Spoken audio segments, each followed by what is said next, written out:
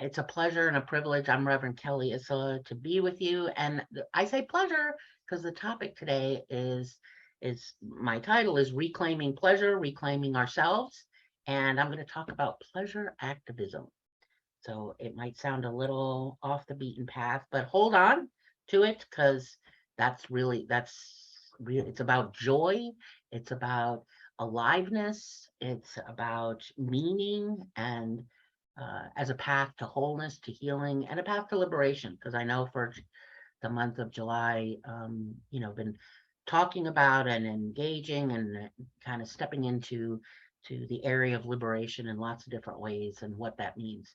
But let's start with a prayer. Let's just pause for a moment and engage in what I call a collective act of solidarity, which is a big breath in and then a big exhale. And just take a minute, less than a minute really, but a moment to just breathe. You don't have to close your eyes. You can leave them open, but just follow the breath, the inhale and the exhale, just to settle into yourself, into your body, settle into the space that you're in as you're listening here, whenever that is.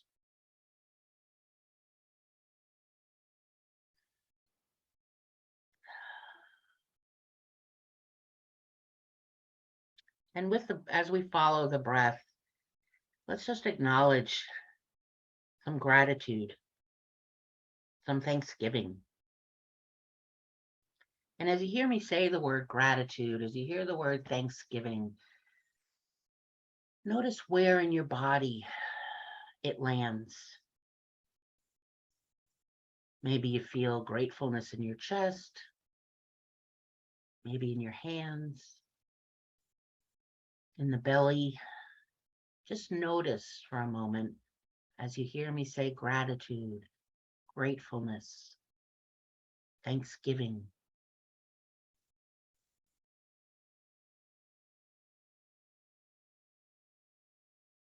Notice where in your body there's some energy.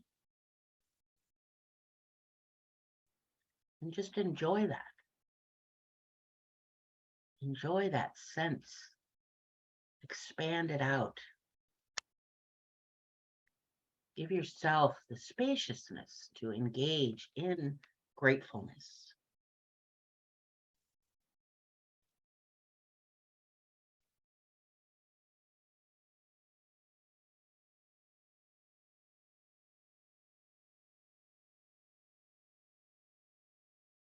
We give thanks for our time together. We give thanks for what is yet to be. We give thanks for each person that's here right now, those that are listening later. For each is fully human and fully divine, and we celebrate that, our wholeness.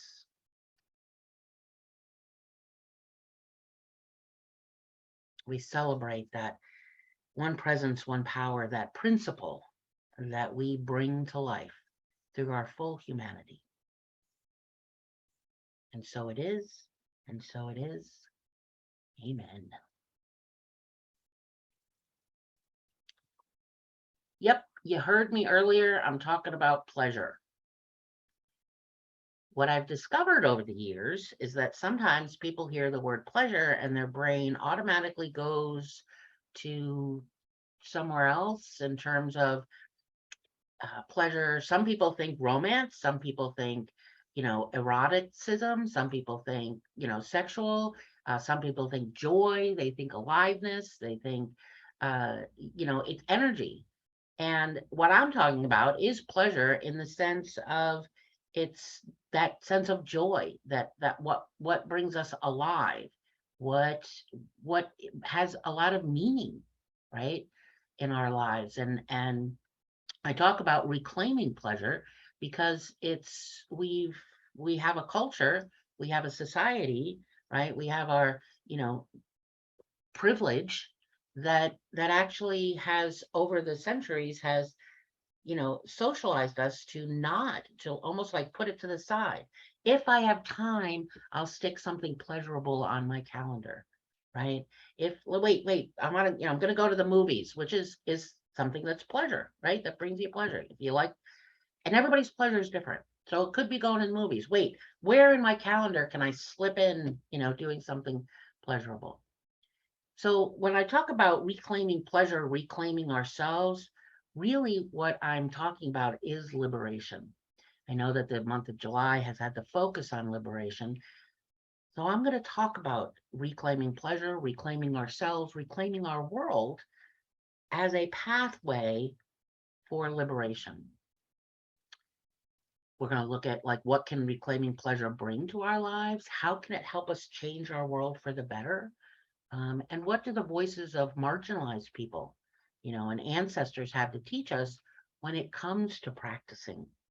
Because pleasure is a practice, right? When it comes to reclaiming our joy, think about it for a minute. What if we aligned with pleasure, um, especially if you are a person, that has been surviving long-term oppressive conditions? What if we aligned with pleasure? What if we recognized it as a measure of freedom? What if we recognized pleasure, joy, aliveness, meaning as a way to make decisions, right? What if we defined ourselves, or we defined our careers and anything that we do from the place of pleasure? That what I love about this conversation, and what I really love about it in terms of liberation, is to notice all the places where I'm like, wait, the things that have come up in my brain, and also conversation where someone's like, wait, can you do that?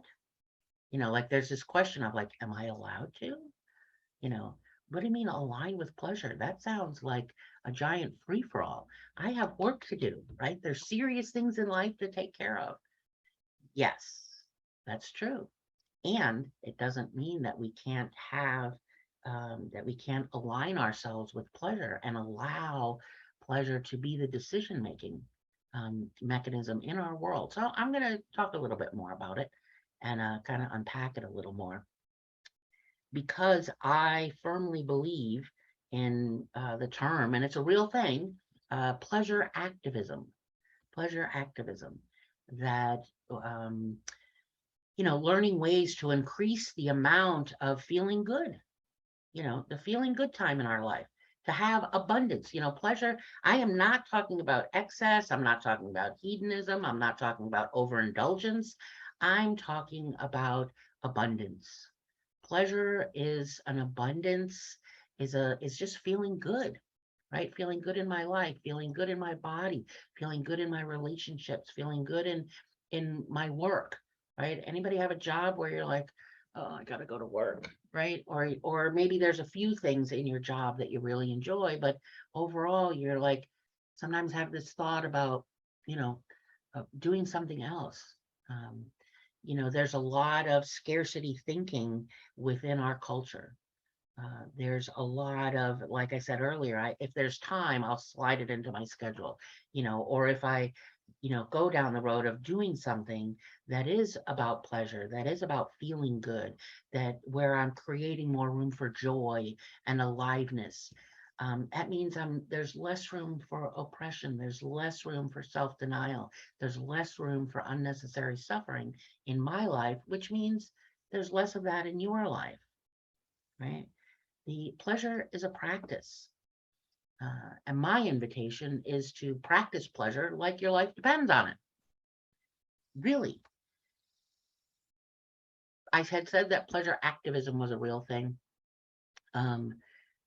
It is a real thing. You can Google it. There's books on it. Um, the person who kind of, Adrienne Marie Brown is the person who has a book called Pleasure Activism and does a lot of writing and talking. And that's where I first learned about it a while back. But pleasure, think of pleasure as feeling happy satisfaction, feeling joy. It's understanding that liberation is possible when we collectively orient around pleasure, right? It's the longing, because pleasure is not an individual, it's both. It's an individual and it's collective um, practice. So and what's pleasure for me may not be for someone else. But pleasure is this feeling of happy satisfaction. It's the joy, it's wholeness, right? We feel alive. So activism is about our efforts to promote, social, political, economic, environmental reform. Our desire to kind of improve the world that we live in, and have healing and wholeness, not just for ourselves, but for others. So pleasure activism is the work we do to reclaim that wholeness, to reclaim, a satisfiable selves, to reclaim ourselves, our happiness, to reclaim that, and reclaiming the joy and reclaiming that wholeness and reclaiming the happiness. We're also moving out of our bodies and moving out of our thinking, the places where we limit ourselves, the places where, well, I don't know if I have time to do that. The idea is that the minute you're having fun, what creeps in is like, is this okay? And wait, I've been doing this for 45 minutes. I really need to get back to my to-do list, right? I have a to-do list for you. It's made up of a bunch of orange sticky notes. And I can return to that whenever I want. But pleasure activism is about understanding the power of feeling good. And I don't know about you, but I was raised in a world. I was raised in a family to uh, it's okay for a little bit. Like after school, you can't go out and play until your homework's done, right? You can't go when dinner, there was always work to do. If there's time, you can go have fun. And that's how I was raised. And I know a lot of people were. And I understand it. And there's certainly necessary for me to learn about responsibility, for me to learn how to, collectively do some work that is for the greater good of all. And we've gone overboard. We really have gone overboard in terms of looking at um, uh, um, that if I'm going to go play, right? If I'm going to be silly, if I'm going to go have fun, it's extra. And it's if there's time, and you can only do it for so long because there's real life. I have to get back to my real work. I have to get back to my real life. But I want us to shift that, right? Because seeking pleasure, joy, aliveness, wholeness is tapping into the potential goodness that each of us is. And from that place of goodness, we generate justice, we generate liberation, we grow, in our healing abundance, individually and collectively. How much different would the world be if we each sort of marched out into it a little bit happier, right? If we marched out into our day feeling happier, feeling more joy, having more joy, um, and looking at pleasure as something that's natural, as it's safe, it's just part of our life, and we can offer that the tools that we use to others. And it does actually change the world we're in. It does actually change those around us. Again, I'm not talking about, hedonism and indulging in excess. I'm really talking about the joy and satisfaction and aliveness that comes when we step into what's life enriching, when we step into what's really life affirming. Um, so that this is really, if you can't tell, it's a passion of mine. I get a lot of pleasure talking about reclaiming pleasure because I want us to be happy. I want to be happy, right? I want more humor. I want more passion. I want more connection. And it comes in a myriad of ways.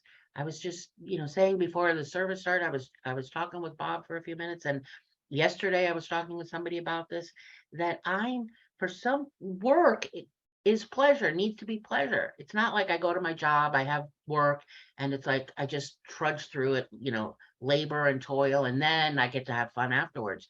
No, let's reclaim our lives And it's not always necessarily easy, and we have to let go of ways of being and unconscious, things that we do by rote that don't bring joy. And our job, our work, absolutely can bring joy and meaning and feel good. We just have to decide to do the things that do that. For instance, I have a sister who loves spreadsheets and her slide rule and collecting data. And it doesn't matter what's going on, she'll make you a chart. And thank God, because that's not me. But she loves doing that. I don't. So great. If it brings you pleasure, if it brings you joy, a sense of satisfaction, then go do it. Running a 5K, the thought of it does not bring me any joy or pleasure whatsoever. And yet I have friends that do. I'm watching one friend training for a triathlon. No, thank you. Put me in the water, put me in the ocean, put me in a pool. I'll swim for miles. I'll tread for hours on end. That's pleasurable, but not running a 5K, right? Painting is something that's pleasurable. Doing this brings me joy. So my job, I've been, it's kind of weird to say I've been working at my life because the work kind of can get to be one of those four-letter words, but work at rearranging, having pleasure be the decision maker, like in how I invest my time and where I, earn income is what I'm doing, bringing me pleasure. If not, I need to kind of shift the rudder a little bit. I need to change what I'm doing in some ways. And, we've become, I think, that we've kind of become addicted to this thing about follow your bliss, follow your joy, follow your passion. And I think the reason we've gotten addicted to that, I think the underlying message is because we've abandoned, we've mastered for many, many, many, many years the self-denial. We've mastered, okay, we can't feel too good. That's good enough, right? This enough thing, whatever that is. So if we take on, you know, allowing ourselves to be more spacious with the joy, with the pleasure, right? We've, we have this thing, well, oh, you can only have a pleasure to this point, right? We've got to have moderation. Can't go too far, right? Like how much love is enough love? How, can we be healed enough? What's happy enough? What's connected enough? What's enough space in your life to actually live? What can you imagine being liberated enough? Uh, it's all this enough thing, how much sex is enough sex, right? How much wine is too much wine? The wine thing I could probably answer if you're, passing out, maybe that's a little much. But if someone enjoys a glass of wine and it brings them pleasure, great. I don't have anything about that. Like my sister, you like spreadsheets? Great. Go do that. You want to, whatever it is, being, I watch people from my balcony where I live. It's very hot and humid right now. And I watch people, running with their dog and they seem to enjoy that. No, not Kelly, but I'll paint, right? I'll read a book. I'll watch a movie. I'll get on Zoom and color with a friend. That's pleasurable. I did last thing I want to kind of talk about is before meditation is I did a workshop a few weeks ago, and at the beginning of the workshop I had people take 5 minutes, you know, in the workshop, like leave the Zoom room and take 5 minutes and do anything that's pleasurable, like anything at all. And this is where our faculty of imagination and zeal and wisdom, right? Just intuitively go with what feels good. So they took 5 minutes and they went and did anything that was pleasurable. And then they came back and I asked people to put into the chat what they felt in that 5 minutes of pleasure. Here's a few of things that they said. I felt happy and free energy flowing. I noticed how I don't give myself permission to try. I love that one. How often do we give ourselves permission to just go and do it? Someone else said a sense of release and a sense of expansion. Um, Feeling a smile on my face, dropping into her center. I like that one, feeling a smile on your face. Someone else said they noticed how at first they were really challenged to like, well, what is pleasure? What brings me joy? Like had to really pause and kind of think through it. Uh, and someone else said, I'm going to try and slow down, but I rarely take time to do this for myself. And I thought, oh, please slow down and take time. Release, expansion, staying with the question. Several people mentioned feeling softer and kinder, um, tenderness, right? Imagine if we engage, pleasure, reclaiming pleasure is, our pathway to liberation, because the world wants all of you. We are softer, we are more tender, we are more compassionate. We have a sense of wholeness, that we are enough just as we are, that we are welcomed and we are welcoming. All the things, it really is a pathway for the world that we're wanting to create. It really is a pathway for that. Other things that I learned, I had to trust myself. Another person said, wow, it was this short example of healing. Several people said relaxed and opened up. And someone said, I can reclaim pleasure and the world wants me and all of us, which I really loved that one, that the world wants me and all of us. I don't know about you, but sometimes I have moments, I have times, I have days where I just don't have a sense that I'm enough. I'm not enough. I'll never be enough. I'll never have enough. That unworthy, right? That sense of inadequacy. So the pleasure was a returning to, wait a minute, I am enough, right? Because it's about joy. It allows me to feel safe, right? When I know I'm enough, I'm worthy, I have a sense of safety. I have a sense of belonging. I get to be open. So that's my what do you call it? My soapbox. That's my soapbox on pleasure.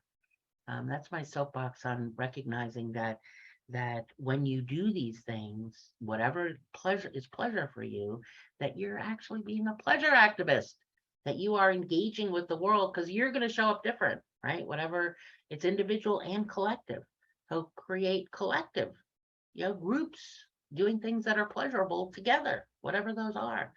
And you will begin to see that liberation is absolutely possible if we collectively orient around it. And by liberation, I mean deconstructing the systems of oppression, individually and collectively, because we certainly know we have a culture, we have, systemic oppression in lots of different forms. I want to take us into a meditation around pleasure. So if you are comfortable, you can close your outer eyes.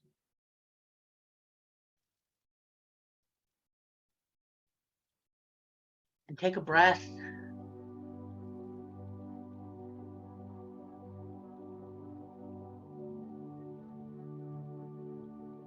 You can leave your eyes open, or you can have them closed. We're just going to take a few minutes of quiet space and time.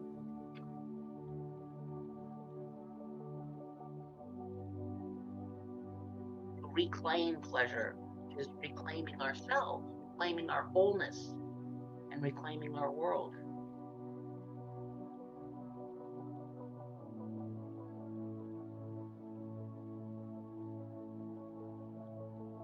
In Unity, we talk about and we teach that what we pay attention to, what we focus on, grows. Focus on expands.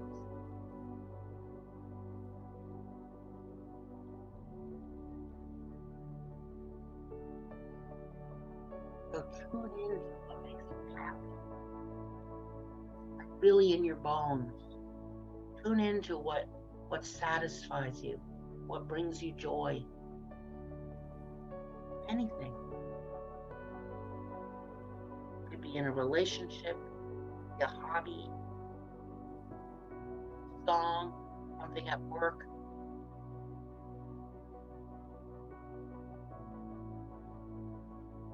Pay attention to that, feel into it, and allow that feeling to grow.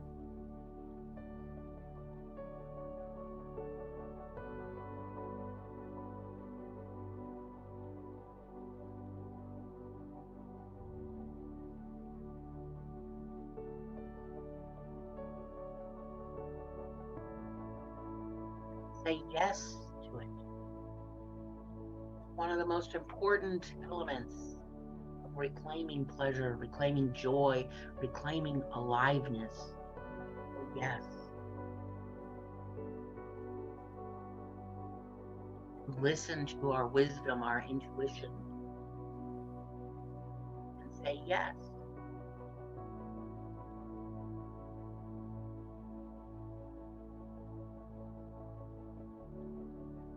Say yes and live into that decision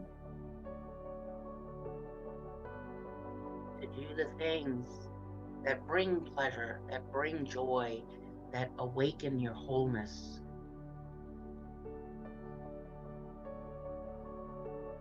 Say yes to this future that is liberated, that is free.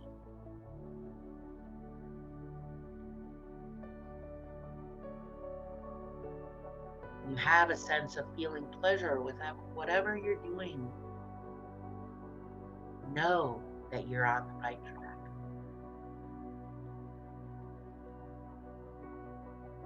Because when you are happy, it's good for the world. You are engaged in what's meaningful.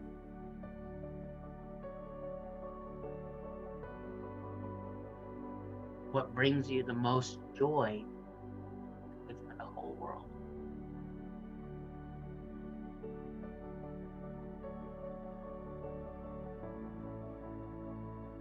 This is how we make justice and liberation feel good.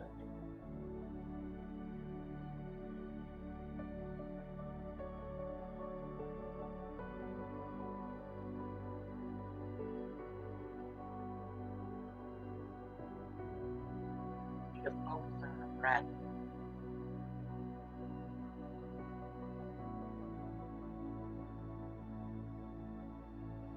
As you think about what brings you joy, what is pleasurable, what feels good. And it's not overindulgence.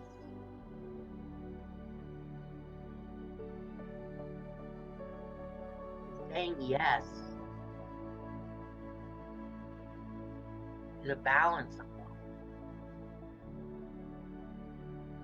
Saying yes to harnessing the power and the wisdom of pleasure, rather than trying to deny the self, rather than trying to erase the body, rather than trying to be disconnected.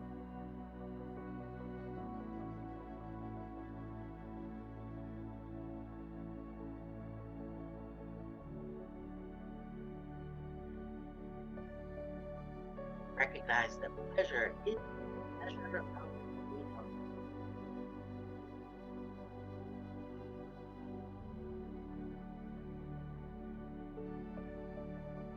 Don't need permission.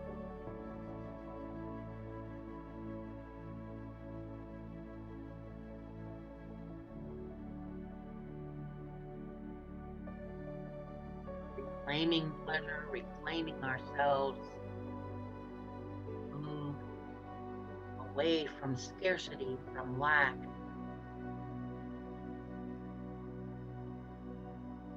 into a consciousness of enoughness, to a consciousness of wholeness, to a consciousness of knowing that you are already loved, you already belong.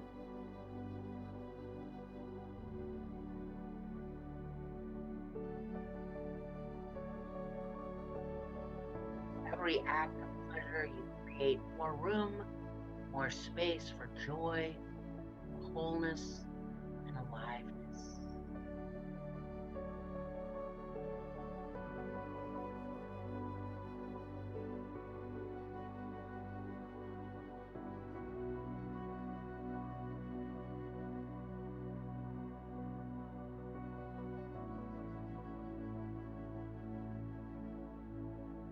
Let's just take a moment in this stillness and consider what in life brings you pleasure. anything. Let's take a moment in the stillness and the quiet to just see the images come to mind, the colors. Where do you feel it in your body? Bring to life the experience of pleasure, of joy, of satisfaction in the quiet.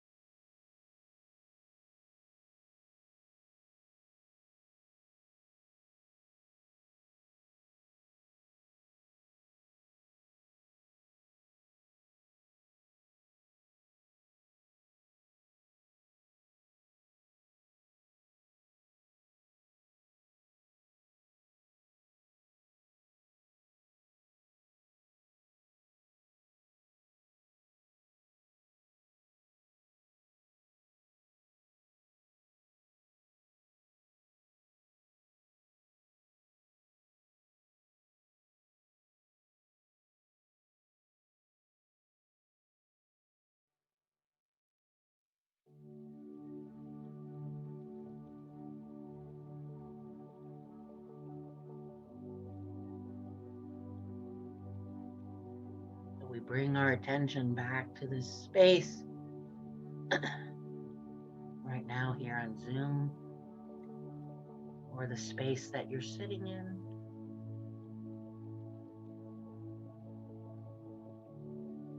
Notice how you come to the space.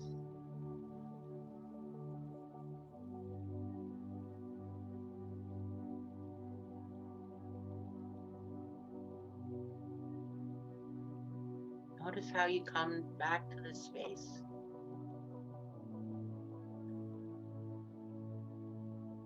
Take a couple of breaths. Just inhale. Coming home to pleasure, coming home to joy, coming home to being more alive.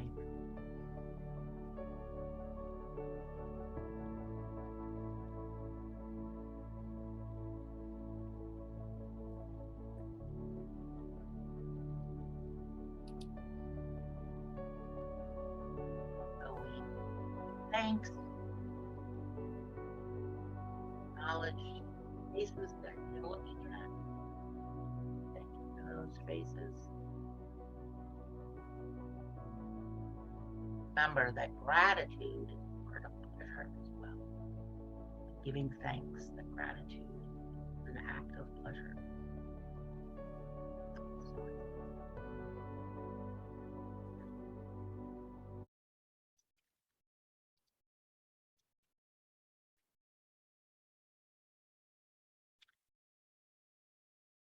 So I'm going to invite you to go out to your day, today and every day, and engage in reclaiming joy, reclaiming pleasure. Notice how what it brings to your life, and notice how it then helps change people around you and the world. It's not a solitary thing, right? It definitely is a path to our healing. It's a path to wholeness, and it's a path to really living an engaged, our full divinity and our full humanity, an engaged spiritual life. So thank you. Go have a pleasurable day. Drink in the beauty. Pleasure is a practice. So practice pleasure like your life depends on it.